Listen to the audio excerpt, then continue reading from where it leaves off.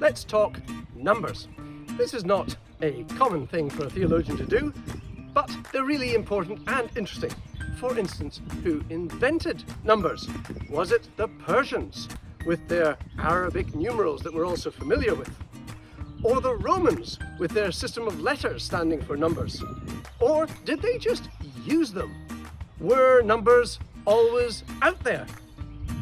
Were there always three persons in the Godhead? If so, then numbers are co-eternal with God. Numbers were only discovered by humans, not invented by them. Mathematics is just thinking God's thoughts after him. There are some interesting numbers in the fundamentals of life. Everybody knows that proteins come from the genes stored on the DNA. The DNA code becomes protein through something called transfer RNA. Those molecules connect to specific amino acids. Put the right amino acids together in the right order and you get a protein. Okay, it's way more complicated than that. There are 20 different amino acids used to make all the proteins in life. Right, I'll get this.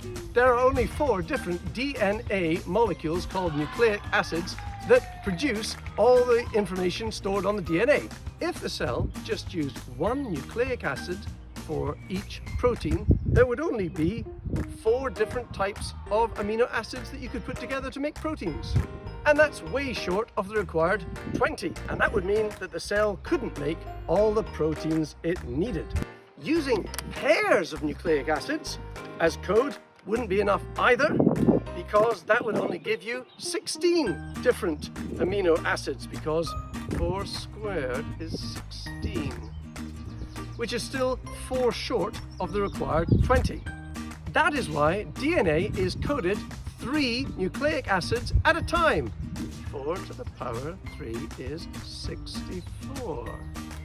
That gives the cell way more than it needs to code for the required 20 amino acids that make up the proteins in the cell. You don't need to use more than 3 amino acids because that would be inefficient, but you can't use less than 3 because that would be insufficient. So it turns out that 3 is the perfect number for nucleic acids in the DNA to code for life. Why is this important? Well, all life depends upon this system. If you don't have a way of storing and transferring the information you need to make proteins, you can't grow, and there would be no life. This system had to be right first time. It's the operating system of the whole computerized machine that we call the living cell. When I was at school, I learned to program computers in machine code using hexadecimal system, which means there were 16 different characters you could use. You couldn't just introduce a 17th character later on and expect the program to work. You could program the machine code to write new and interesting programs like games, but the operating system itself had to remain completely stable.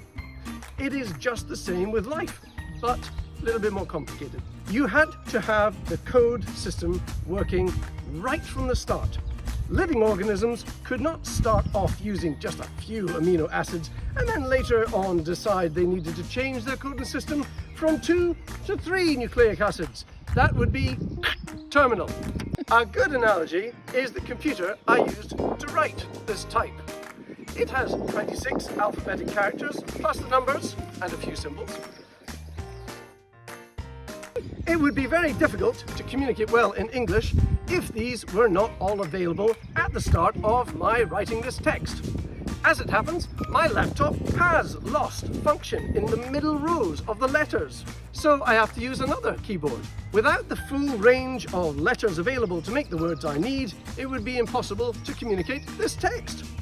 In much the same way, it is impossible for life to exist without being able to code for the full range of amino acids to make the proteins necessary. There have been attempts at imagining how a sophisticated and complex system as the DNA to protein coding system could have evolved gradually. But none of them is convincing. We needed a system to store data, a system to read it in blocks of 3, and a system to connect that code to all 20 amino acids to turn them into proteins right from the start. And the whole system itself is made up of hundreds of proteins. Life needed the numbers 3, 4, and 20 to exist from the start. This sophisticated, efficient, and robust operating system did not evolve gradually, but was designed and implemented by the great mathematician, programmer, and engineer we call God.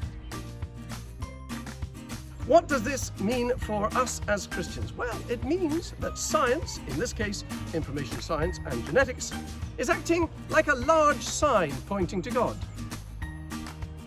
Many of us have experienced science as being a reason not to believe in God, but those days are over. The more we learn about science, the more God is the best explanation for the way things are. It is not because we don't understand science, it is because we do. Now more than ever, science points to God as the great cause of life, the universe, and everything. If you're interested in finding out more about how science can help you in evangelism and in witnessing particularly to the millennial and Gen Z generations, then sign up for the Faithful Science course on May the 28th here at Moorlands College.